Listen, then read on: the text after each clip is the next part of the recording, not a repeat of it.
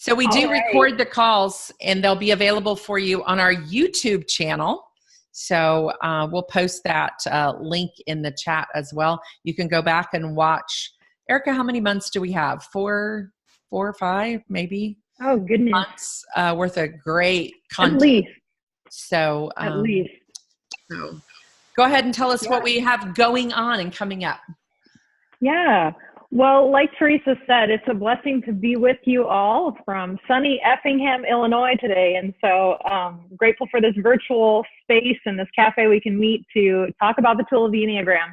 And so just want to let you know we have some upcoming Great Lakes region events. And so you might want to check these out. On November the 10th, Scott and Claire Lowridge are hosting a day retreat in historic Marshall, Michigan. And so we'll post that link in the chat for you there if you're interested.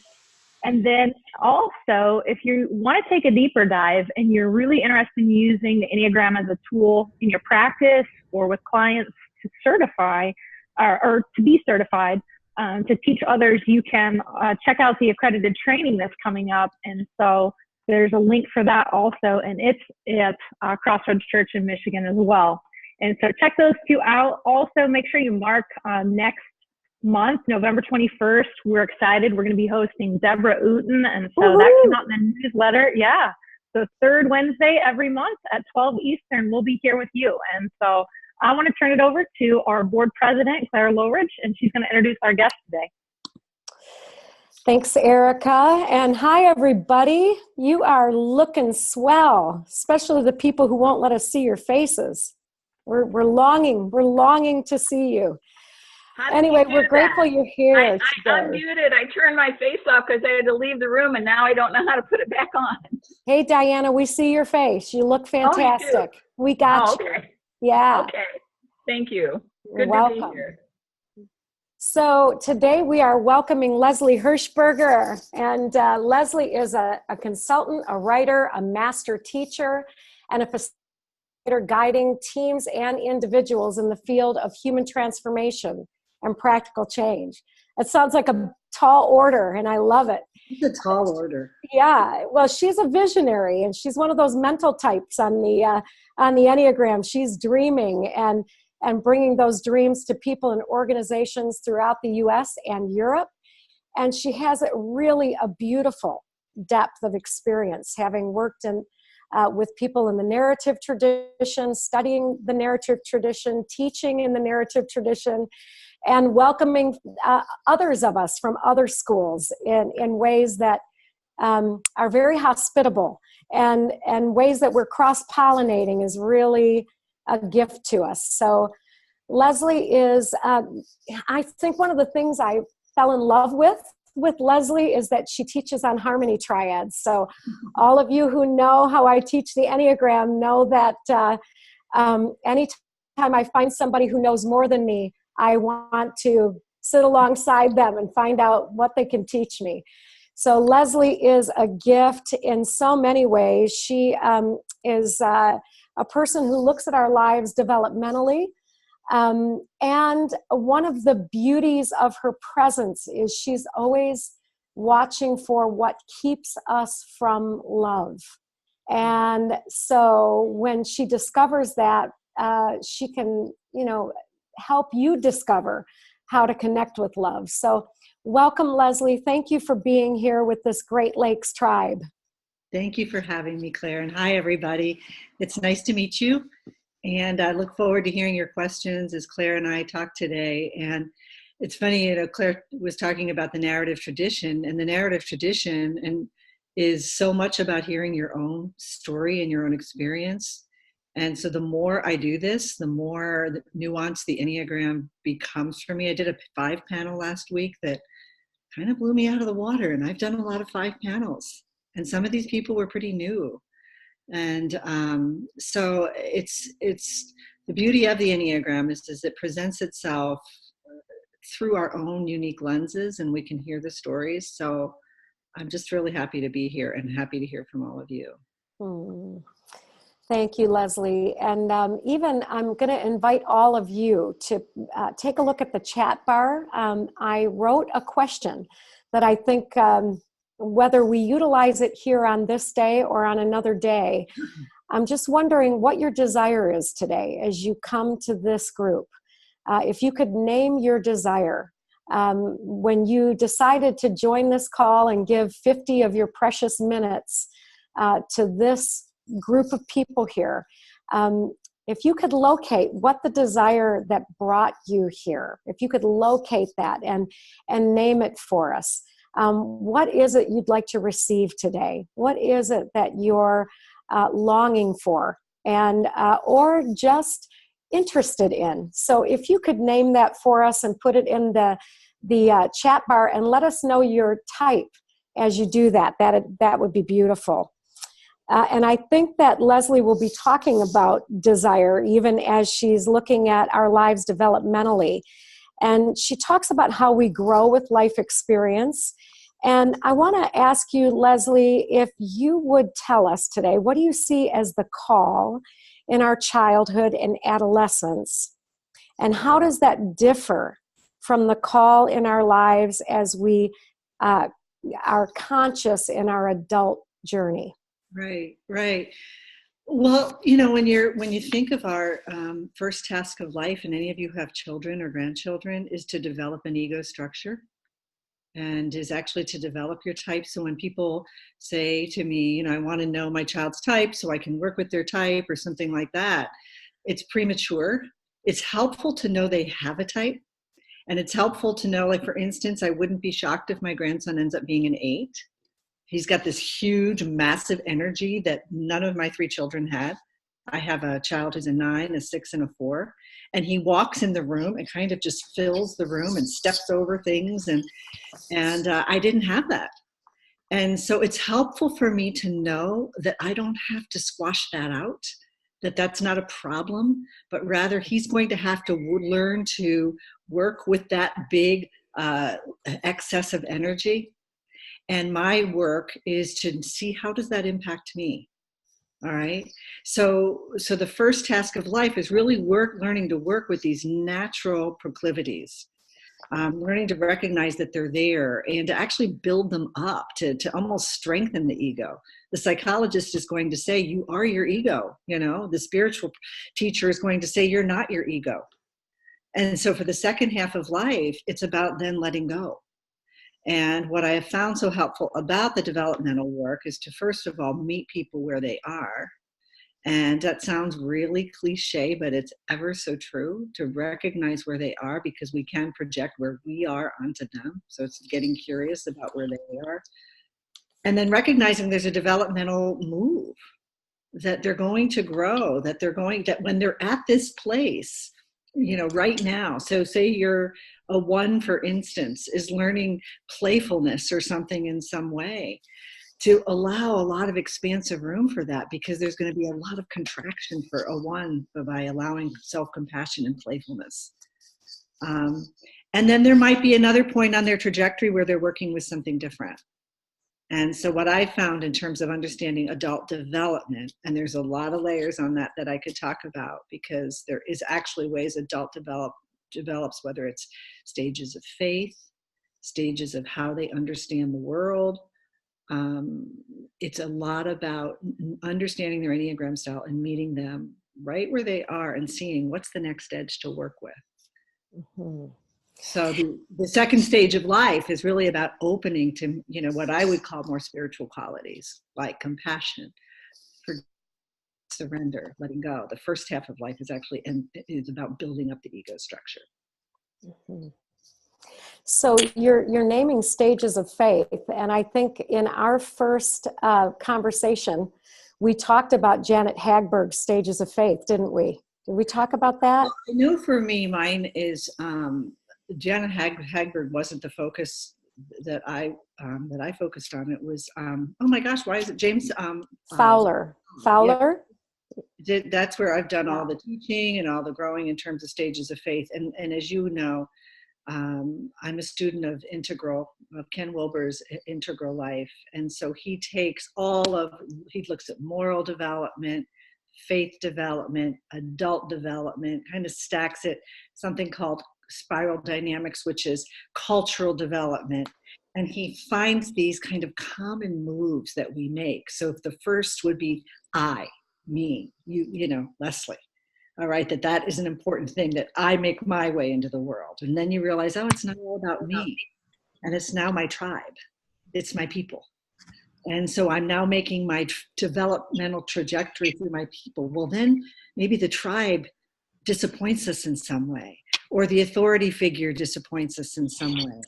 So then we come back to I, and we get more reflective, but it's not like that less mature, it's all about me I.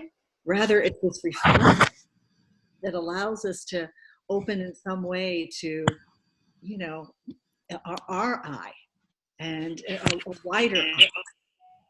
Mm-hmm. Then you start realizing again, it's not all about me. And then we start to open to a wider we, not just my tribe, but other tribes, other people. And so you can really see that in faith development. So in the faith place, it would be other faiths, other churches, other synagogues, other ways of knowing. It's expansive. And so our Enneagram style develops within each of those stages. Would you want to talk about what the idealized structure is with each of the types, and how we actually would develop knowing what that idealization is? Well, you were talking about desire. And desire is one of those tricky words, at least in how I'm trained, because sometimes desire can be translated into compulsion. Because we naturally, as human beings, we have ways we attract to something and things we avoid. Okay, so we have an ideal self we attract to. So for the one's ideal self is, I'm correct and good, and there's a heavy identification with being good, with doing things right and being right. So the avoidance is going to be imperfection, incorrection, I'm not right.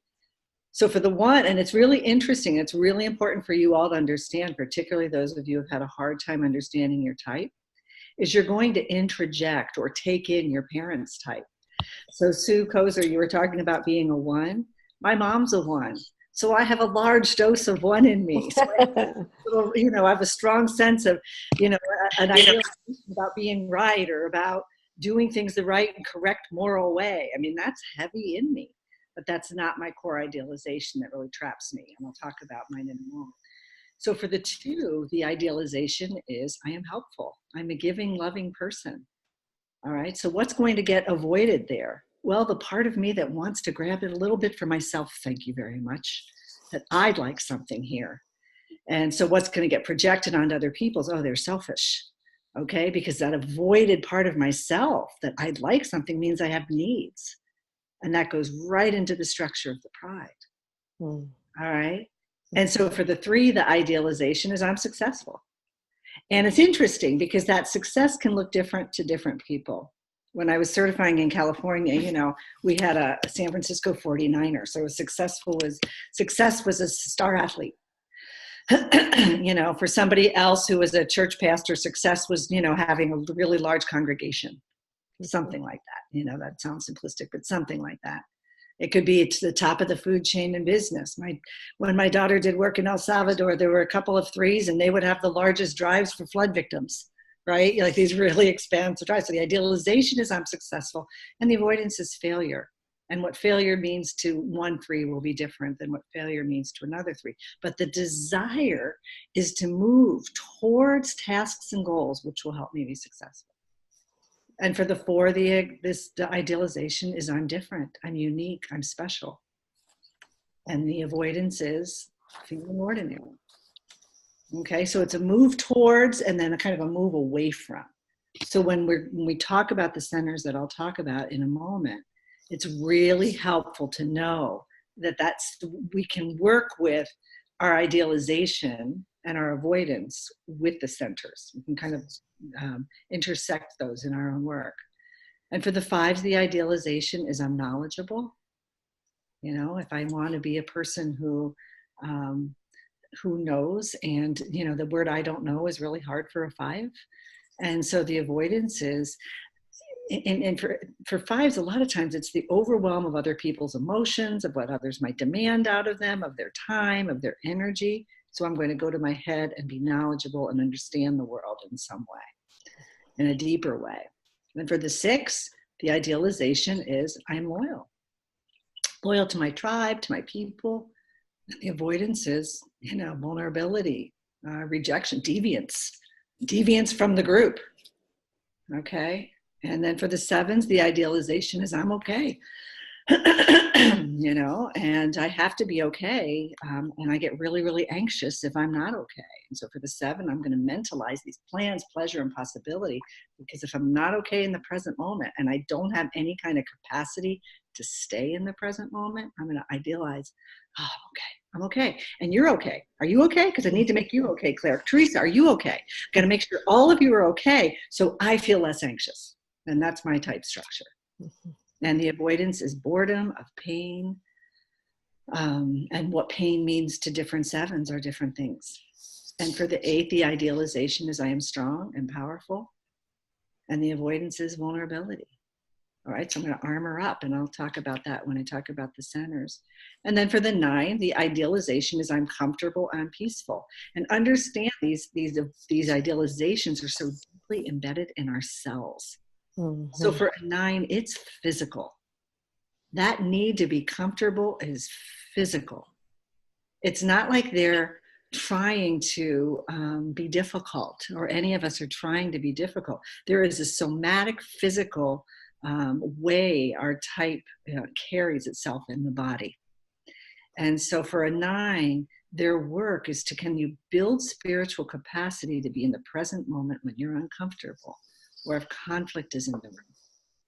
All right, that's their work.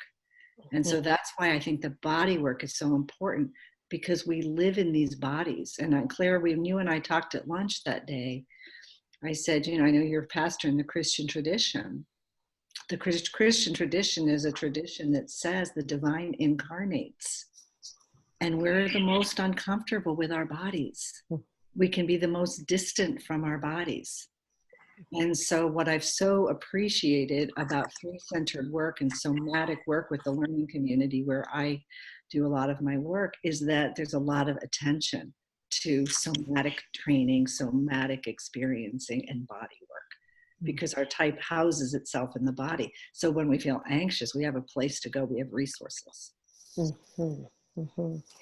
Yeah, and so every type probably treats their bodies differently. They have a way that they are in relationship to their body. And for a 3, my body was a rental truck that just worked to haul freight, and that was the way I treated my body until I was 40, and had a diagnosis that made me wake up and say, I can't treat my body this way anymore.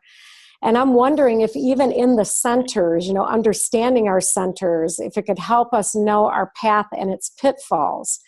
And does each center have a different trajectory? Does each center have a different avoidance of being in the body, with the body, creating community in the body? So you mentioned the Christian tradition. I like to say to people that, people love to quote the scripture about wherever 2 or 3 are gathered, I'm in their midst. Or if I could get 2 of you to agree on anything, you can do anything. I say, how could you get 2 people to agree on anything? Because you don't even agree with yourself. That's great. Well, and a lot of times we're not home. In fact, the course that I did with Integral Life on the Integral Christian Practicum was called Coming Home. And it was coming home to ourselves, coming home to something that's deeper. And it gets confused with selfishness in this tradition. And so what I found, though, the more we can come home to ourselves, and anyone who's worked a long time, there's those of us, like I'm a sacrifice 7. So that means I'm a social subtype. So my idealization of I'm okay gets projected onto you. So that means if my kids aren't okay, or my husband's not okay, or if my students aren't okay, I can overdo, to try to make you okay. And what I learned from my learning community was how often I left myself. And it felt, aren't I being a good person though? Aren't I kind of wonderful that I want to make you okay? And it's really a lot of projection, and it's a lot of my own avoidance. And so that's why the 3-centered work has been particularly helpful for me. Mm-hmm. So I don't know if this is the time, Teresa, if I share the screen, because I can talk a little more about that, or if we want to hear from other people any questions about those idealizations before we move on. I think we're willing to hear any question about the idealization, but we have this short amount of time with you. Okay. And I'm wondering if we could let you move into sharing the screen. Sure. And then come back to questions. That would be great. Can we share screen, Teresa? Yeah, awesome. Yeah. Can y'all see it? Mm-hmm. Yeah. So, as human beings, what's important for us to know is we live in bodies, and these are hardwired survival instincts. It's what we have. We talked about that first part of life, childhood and adolescence. The kids have to be able to be angry and know what to do with that anger. And if I'm afraid of my anger, I'm going to try to make you get rid of your anger. Okay, so for me, I have to learn how to be, and I'm a type who was uncomfortable with anger. And there's 3 types that are called the emotional realness types 4, 6, 8, and 8, or excuse me, types 4, 6, and 8 are called the emotional realness triad in conflict. And so they want to talk about emotions and articulate their emotions in a way that feels honest or real. And I have a 4 and a 6, and both of them have said, Mom and Dad, because my husband and I are positive reframe types in conflict, they said, Mom and Dad, we felt like there was not a lot of room for our honest emotions. And what I noticed is they would say, okay, yeah, they said, you would say, oh, it's okay to be angry. You can be angry, but you're saying it so much and it's all right to be angry. Blah, blah, blah. You're really not allowing space for authentic anger because you're scared of it. All right. That's how it shows up. But these are important emotions. Fear helps us know, what to avoid. Okay. And then panic is panic at loss of connection. Well, if you look at those 3, they are associated with each one of the centers. Okay, so what are we going to do with those? Well, the next thing is they have a function. These emotions have a function. If we're afraid, we're going to plan things out or try to figure it out or scan in order to anticipate the future so we don't feel our fear. So we're not, we can avoid that fear and manage the fear. Well, if the heart wants connection and you feel a little panicked, when you lose connection, you're going to start doing your relationships. So the primary function of the heart types is doing, not feeling. And that's what's really important to understand in the functions approach. And I developed this teaching with a heart type, Renee Rosario, who is one of the core faculty members of the narrative tradition, and a friend of mine who's an 8. And both of them were so helpful. And they said, oh my goodness, this makes so much sense because the body types have these strong feelings. Okay, the heart types are human barometers to your feeling. Mm-hmm. They can sense your feeling, their own feeling. It gets kind of confusing. All right. So the body types have a strong hit of feeling. And one of the ways to explain this is to make the distinction between what is sentiment and what's feeling. Feelings are primal. They're instinctive.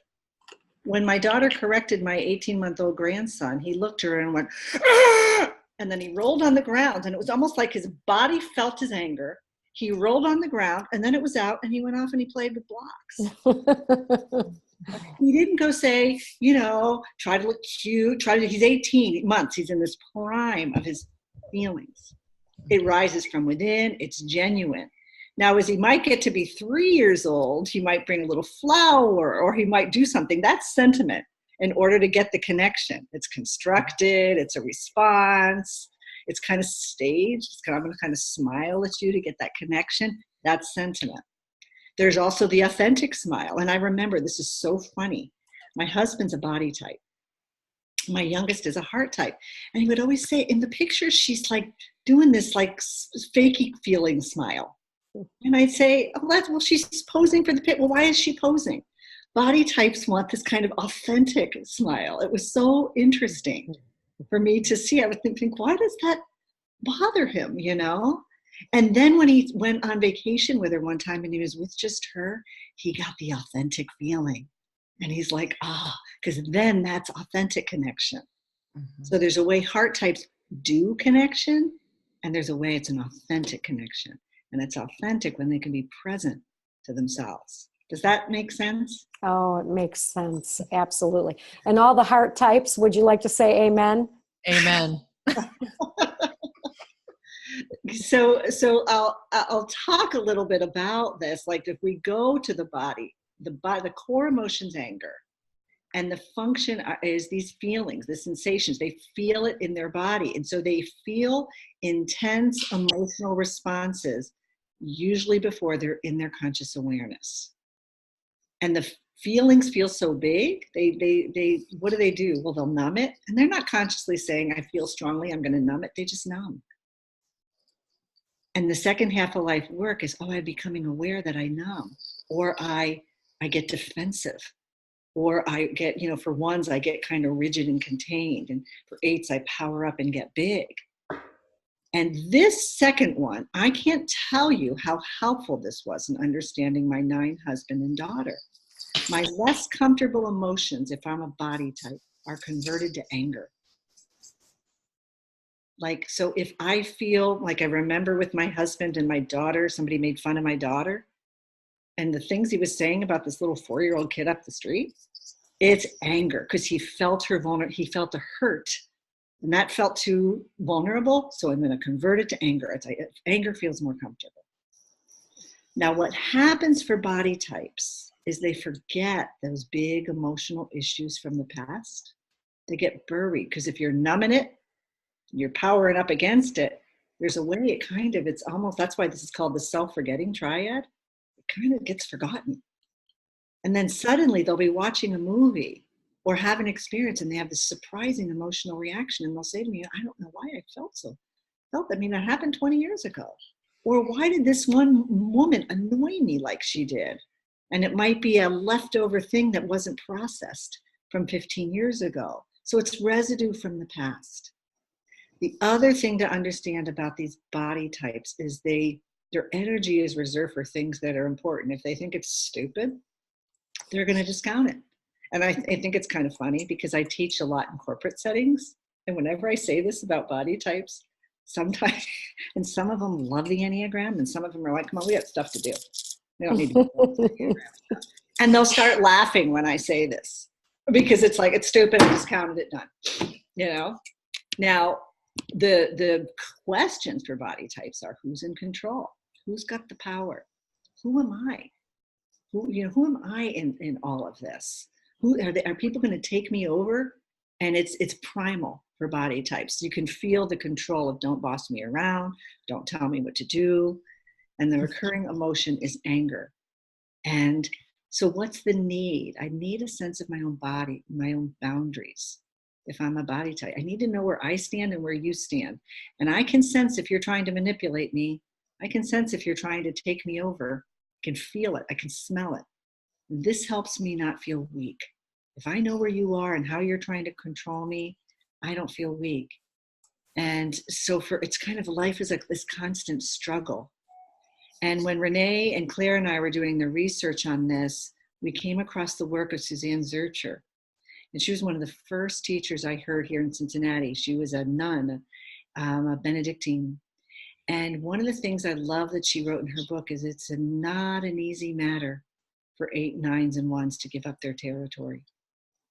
Whether it's psychic, whether it's physical, comforts and satisfaction and ease is important to all of these.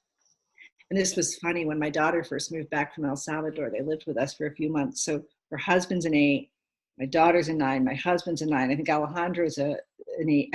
I was living with all of this type, and I could feel in their house.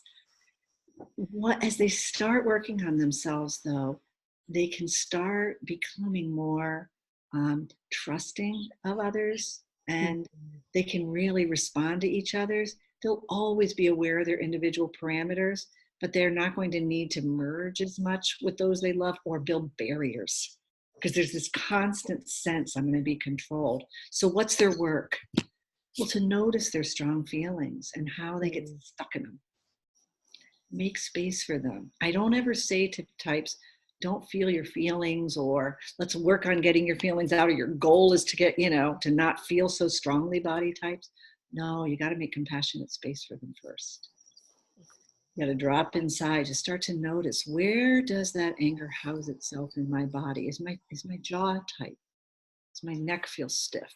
Is my back hurting, or my bowels? A lot of times body types will talk about stuff around their stomach and their bowels. Make space for that. It's about your need, that primal childhood need you had to control. Make space for it. Be kind about it. And as you can do that for yourself, it opens to compassion and empathy for you, for others, and the walls start to kind of soften on their own. And as you go into doing and softening of the heart, so this is the heart center, that's your secondary function if you're a body type, this can naturally open you up to new perspective. So when I'm working with body types, they'll get stuck in their point of view. So their buried function is the head. So we have to start through the heart. We work through the heart of compassion for themselves and others, and moving into relationality with themselves, to get a felt sense of the world and other worlds and how other people think and are. And it can open up perspective. But if you sit and try to convince a body type of something when they're tenaciously on something, good luck. That's right. Because you first have to work with the opening of the heart and getting into that place for themselves and other people, because then the walls naturally soften. Does that make sense?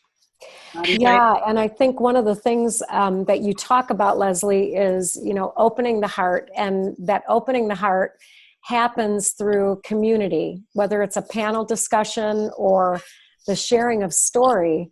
That seems to disarm those body types that are ready to battle, right? That if story can emerge. Yeah. So what I would say that with one caveat is that they can get lost in community. Like if you're a 9, my daughter's a social 9, and she'll talk about where she can get lost in community. So what she has to do, for instance, she'll come home, all of a sudden on a board that she really didn't want to be on. Okay.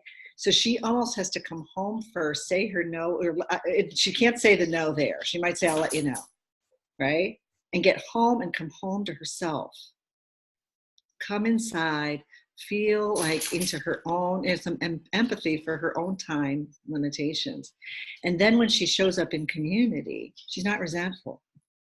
She's not all of a sudden, like, how did I get involved in this stupid thing again? I didn't want to do this. Why am I doing this? Why am I in charge now? She has to come home to herself, and all you body types also. I don't think it's like one or the other, Claire, because I think it's a really important thing you're saying, is that community does do that, because you kind of check in.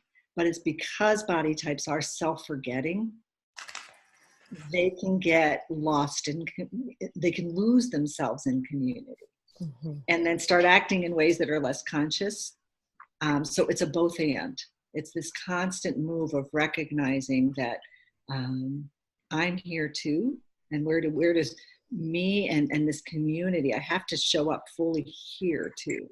All right. Yeah. So in community, I haven't lost myself where I'm clunking around doing things that may have an impact on others, and I can't see it because I'm not here with myself. Yeah, I would say just even when you're thinking about showing up, that really works for every type. Who's showing up, even when you're talking about the false smile, or is it coming from a place where you're touching into your affection, and so showing up, I think, is a big word. Coming home and then showing up. Yeah. It's really interesting. Yeah, it's a coming home, that second task of life, or the second move in life. What does Richard Rohr call it? I mean, I know he talks about first half and second half a lot. Yeah. But yeah, this is a huge piece of it, is to learn how to come home to yourself. Mm-hmm. So So you're moving through these. We're going to go to this heart triad. You use the core emotion of sadness, and the first time I ever heard that was with Ginger. And actually, I just said, no, it's not true. It's not sadness. It's what David Daniels says is distress. It's distress. And I felt that in every cell of my body when David Daniels named it as distress. But after Ginger named it, I have to tell you, I've been spending almost a year aware of my sadness. I wish I never would have met her. Yeah. No. It's sadness. And what you saw, what David set up here was panic. Panic and loss of connection. Okay. So that's what you felt there. And so what's under that, the emotion under that is the sadness. And so what's helpful to know, because the heart types, a lot of times we think, oh, these are the feeling types, okay? But they're out of touch with their own feelings. Their own feelings are buried, all right? So they look feeling-centered to others, but remember this thing between sentiment and feeling? Sometimes it's constructed. Sometimes it's not authentic, all right? That's not a horrible thing, but it's the way it is. In fact, our country, we often say, is a 3 country. And my friends from Europe on the IEA board will say, you know, your marketing stuff just cracks me up. Like the IEA US, it's like, they're like, we don't talk like that. And so what happens for the heart types is they're shape shifting and imitating what is happening in the environment in order to make connection. So it's a scanning of the environment. So for 2s, how can I be helpful? Looking for needs in the environment. And so I'm going to shift to be a helpful person. All of this is happening beneath conscious awareness for the younger person on the path. For the 3, it's to be successful and be seen as successful, and for the 4 is special. So I've got to look to you to get a sense of me. All right? And they're looking for facial cues, body cues, words, because I want to do connection. I want to say the thing that'll help us be connected. And I'm going to compare myself to others. And it's really interesting. When I do my typing interviews with people, I always tell them that while I'm asking you questions, you're not going to get a lot of body language from me. And the reason I do that is so that I'm kind of like Teflon, so I get a sense of you. And because, you know, if we start talking, then our mirror neurons are going to start activating. And you'll smile and I'll smile. And all of a sudden now I'm in relationship with you instead of I'm not getting a kind of a pure sense of them. I forgot to tell that to a woman one time who ended up being a 2. And she had a hard time recovering, she told me. She said, I thought you were cold. And because she's saying things and I was going like this. Now imagine, and you think of that, I don't know if you've all have ever seen the still face experiment. Go to the still face experiment on YouTube. And he's talking about how children attach and look for connection. Mm-hmm. And in the still face experiment, the parent didn't give any response, and the child gets panicky and starts to cry. That's really emblematic of this heart center. Mm-hmm. I move outward to connect. That's where the juice is found. I'm confused about my own inner world, because if I go in there, I get anxious and panicky, and it feels like I'm going to lose connection with you. So I'd rather do connection with you. And so the questions are, who am I with? What people am I hanging out with? How do I look? What do you think of me? How am I doing in connection? And this creates a sadness, which manifests as panic and anxiety, as David said. And so I'll do more. I'm going to propel further activity. If I'm not getting the hit I need from you, I'm going to do something different. And for a 4, it shows up a little bit differently because you look more interior and introverted if you're a 4. And it's going on. A lot of 4s have said, this really makes sense to me. At first, I don't feel as dewy as those other 2. but I am doing connection. I'm wanting to look unique. I'm wanting you to see my tattoo, or I'm wanting you to see something about me that distinguishes me in some way. Or I want to say something profound or something that's particularly funny to separate me from others, so I'm seen as unique. That is very much this heart type, or the 4. So for what Suzanne Zurcher said is, feelings, profound though they may be, rarely leave the heart type motionless. Rather, that intense anxiety is going to get translated to doing, and it's going to keep them on the move. And they're saying, you know, there's no better way to show love than service. But what the work for them is to see what they're feeling, rather than be decision makers. They become observers of their emotional life and may even be able to talk about it. But there's a way they're not participants of their emotional lives, which is why body work is very important for heart types, because they remember they exist. They turn in and remember themselves. But I don't start there when I'm working with heart types. I tell them about this first. Because if I have them close their eyes and drop into their body, it can create some panic, that loss of connection. So their work is, notice when you're doing propels you into action, when anxious doing, you know, is propelling you, and make space for that. Allow that to hit, you know, that's a way that I can get connection and open up to compassion and empathy for yourself, which can be challenging for heart types, particularly like somebody from the 2 structure. I'd rather feel empathy for you. Or if I start getting compassionate, empathic with myself, that doesn't look very shiny. You might see that vulnerable part of me that feels a little lost here, feels a little broken, you know? So when you can start to appreciate the stillness of your own company, your own somatic feelings, it naturally opens you up to mercy for yourself, where you can be authentic. With the 3, you don't always have to be shiny.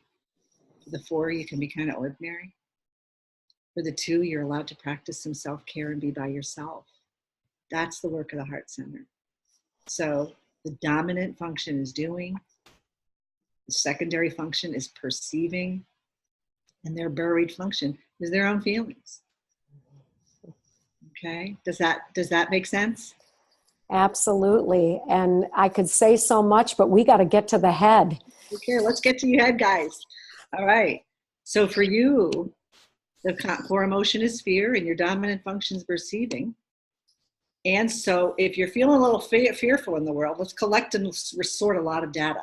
I want to see what fits, what doesn't fit, because there's more to life than meets the eye. And I don't want to go into this thing with IEA Great Lakes and be caught unaware. So I better research everything I possibly can and pull out every book I possibly can, just in case you ask a question I might not be able to answer. So life's like an overcrowded mall up there.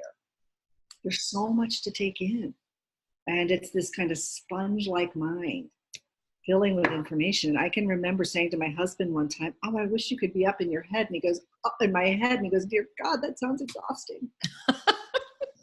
Just exhausting, because we're trying to make sense of it all. So the questions are, why am I here? What's the meaning? Do I belong? Head types, we feel like we don't belong in the world. And someone might look at me and say, "Gosh, you seem so confident." Or you seem like you walk into a room and fill it. And I say, yeah, and it's a strategy, right? Because the more you see that for a 7, you know, that kind of Tigger kind of thing is more anxious than me. So, oopsie days. So the need is meaning, answers, quieting the mental chaos, feeling safe and secure. Life's a mystery for head types. And what's interesting for head types, and when I read Suzanne Zurcher's work, I said, she gets us. There's a feeling of being of no account to others, feeling undervalued, underobserved. And we realize that all of that's going on up here. When I slow and I'm present in my own body, I can take on the significance of my life, the miracle of my own life. And Claire, this is where your piece on community gets really big, because I've moved from what's happening up here and all my projections and ideas about you, and I actually come into mutuality, into communion, where I see you rather than my idea of you. And I make contact with my felt experience and yours, and I partake with you. That's the real work of the head type. And so for them, for us, is noticing when we get stuck in our heads. And one of the things I can see is I can always sense it is if I start I have a 6 who said to me, his wife says to him, okay, why don't you explain it once more? She's an 8, his wife is. Why don't you explain it once more and get a little more condescending? So for head types, when we're cut off from our heart, we can be condescending. We want to know, we want to validate, we want to know more, and we've lost contact with you. So we need to make compassionate space for that part of ourselves that wants to be all about ideas and insights. And if I'm a 6, I'm keep asking you questions, talk about that, blah, blah, blah, try to get you to figure it out, blah, blah, blah, but I'm really not in contact with you, right? And open up to the sensory feeling of our own reality. Head types I have found when they come into my office or on a panel and they're dropped inside to their feelings, it actually feels better. They don't get as anxious as the heart types. It feels good, calming. It's like, oh, this feels like a relief. And when they can have their own inner ground, they can make contact with others. When I can feel my feet on the floor, my body in the chair, now I feel more grounded and now I can see you. And so the dominant function for head types in their work is perceiving. We're good at that. The secondary is feeling our own feelings. That's not as scary. In fact, it feels like a relief. And the buried function is doing. Thinking replaces doing for all of the head types. And we 7s are deceptive because we look busy, we get a lot done, but I may have had 100 other things on the list that I didn't get done, and I overplan and underdeliver. So that's important to know too, that it's conscious doing. And it's that mutuality in relationship. So that's kind of a quick overview of, the functions approach and how to work with these centers. And I would love to hear from y'all to see if that makes sense to you. Leslie, do you want to stop sharing your screen and that way we can see? There you go. Awesome. Thank you. So do we have maybe a couple of questions that we can get to in just the final few minutes here? Are there any questions? Just raise your hand and we'll come to you. I love how Bill says, my wife is a 6 and says, if you could be in my head with me, you'd understand. And he says, I can't imagine spending even a few moments there. Talk about panic.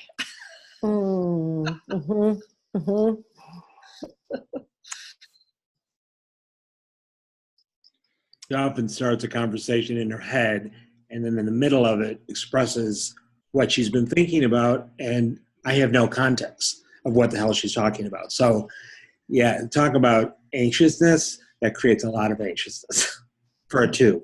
Bill, I can imagine, because I hear that all the time with the head types. It's almost like there's a string of thoughts and then one comes out and you're saying, wait, where were we? Now, where did that come from? Yeah. It can be confusing and you're looking for connection. Absolutely. Yeah.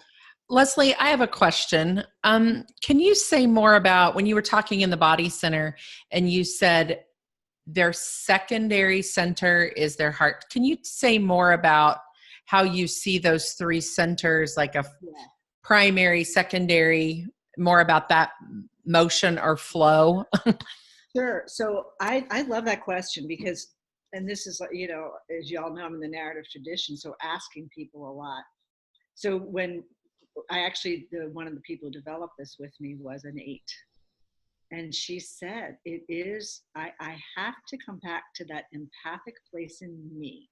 I have to feel compassion for me, right? That's important because she said we 8s are a lot more brutal on ourselves than anyone knows, all right? And it's the heart is their secondary function, okay? But doing brings me into, I love what you said, Claire. I can go into relationship with someone else when I have compassion. I'm open-hearted to myself. I can get more of a sense of you and not be terrified I'm going to lose myself in you. Because remember, these body types are self-forgetting. They can get kind of lost in another. All right. So for them, they feel compassion inside here. Their heart gets opened in some way. All right. And it might be in relationship with their grandson. It might be in relationship with a community that matters to them. Their heart was opened. And they suddenly, I wouldn't say suddenly, there's kind of this gradual ability to hold multiple truths, to see things from another point of view, because they can get stuck in their way of thinking. They can get stuck in a habitual loop. So that heart doing communion starts to soften those boundaries, that control piece, where I can open up to a wider perspective. So where does the head come in for that? Like if they're three wider perspective. Okay, so body to heart to head. So what about the heart space? Like what is their their trajectory is what I found, Teresa, is if I drop a heart type, and you'll see this on panels, for the heart types to go into their body on the panel, because I'm trained in something called somatic experiencing. And so they drop their eyes, close their eyes, and it's like, where do I feel that fear in my body? Well, if I'm on a panel and I've got 25 faces looking at me in a class, that's kind of panic inducing. I can't see you. I can't check in with you. All right. So what we'll do is we'll explain it to them. This is what we're going to do. And a lot of times I'll tell the audience to close their eyes too.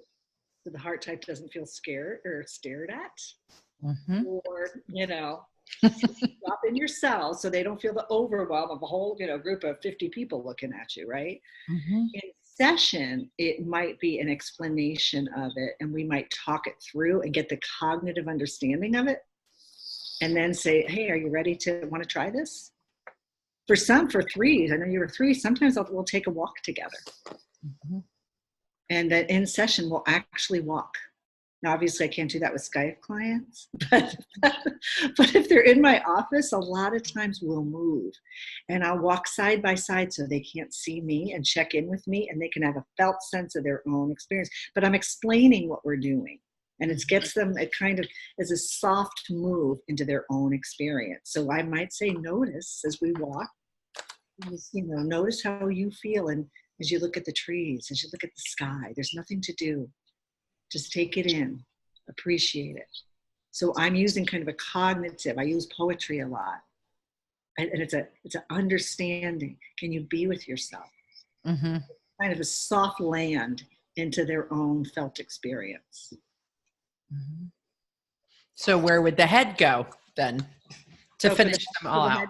For the head types, it's, they're going to obviously want to read every book they can on this, right?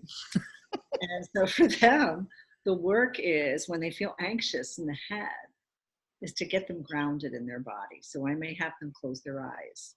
And this is the learning community. I've been involved. It's called Bergamo. We've been doing this, all been practicing this together for years. But I found it such a relief to be able to close my eyes and feel my darn feet on the ground and breathe into my feet, to feel my heart, to feel the beat of the heart. All right. And it was a place for me to go instead of all those ideas. Right. And so when I had a ground, and honestly, Teresa, each time I sent out a newsletter and there might be something where I shared something of myself, it can make me feel anxious. So I'll sit. I'm grounded. I'm focused. Feel my body. When I push that send and I start projecting what every one of you is going to say about it. Right? If I have a ground and a body to come home to, that's feelings. That's the secondary function. That's beautiful. Thank you for walking through that. Yeah, and so maybe what we can do in wrapping this up is a little meditation with all three centers. And I think one of the things when you talk about dominant and secondary, and some even use then tertiary, right? So there's this idea that, if you're in your body, that the hardest place to go is X but what I wonder is, because we are so individual and because we're made up of nature, nurture, and free will, that what I've discovered with people as I have them write their Harmony autobiography is some of them have dismissed the head or the heart or the gut, and it really doesn't. You really can't make it linear and say, if you're this type, you're going to have dismissed this part of you. So part of the discovery is helping them experience all three centers so that they can notice what they receive more easily, what they resist, get them to be curious about that and experiment with those other centers. I loved something you said about the harmony triads, that it's not about getting harmony perfectly. Right. And, and you said, because everybody's always like, how do I get in balance? How do I get all three centers in balance? And then there's more anxiety and then we're all ungrounded and nobody can go anywhere. Right. My friend who's a clinical psychologist always talked about parenting and said, there are no perfect parents, just good enough parenting. And I heard you say good enough harmony.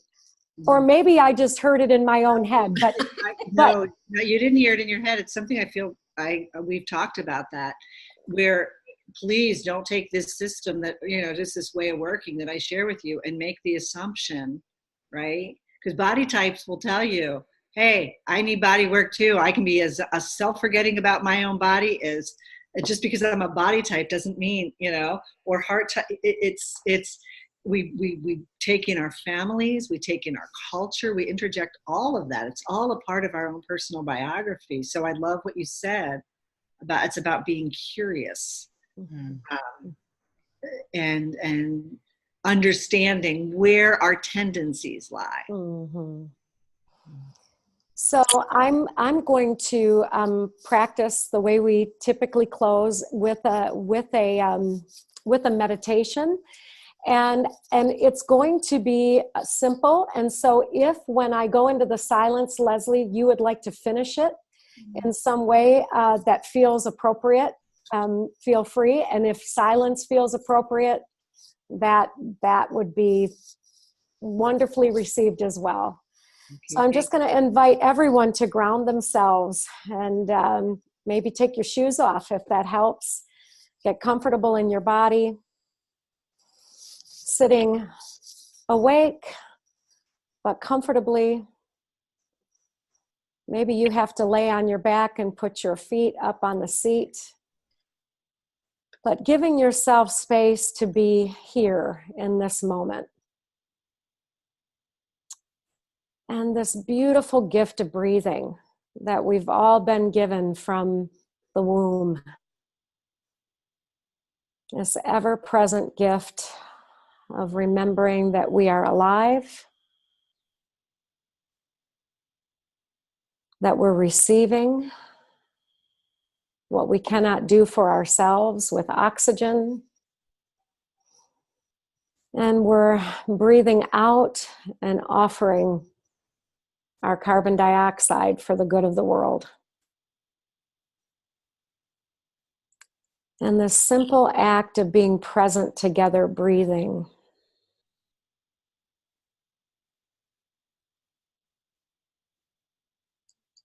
in these bodies.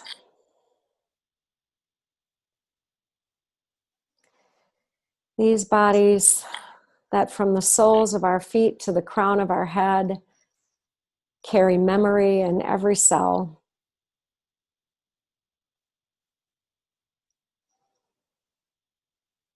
That we are alive.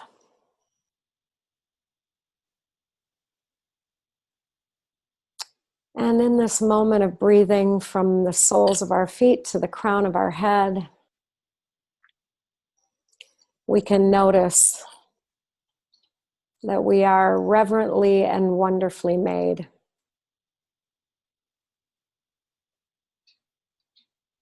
And maybe there's an invitation to breathe right into your heart space.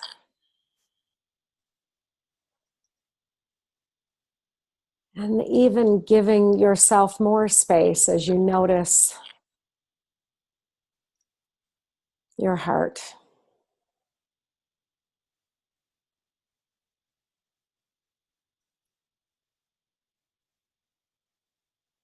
And as we're breathing, recognizing that there are so many thoughts. This cognition has served us so well on so many occasions. The ways that we strategize and imagine. We can breathe, give thanks for the mind that has served us so well. And then as we're breathing, we can allow ourselves to accept that we have not always lived well in mind and heart and body. And that in the company of these people who also have that story, we can be compassionate. Or we can open to compassion, maybe for the first time.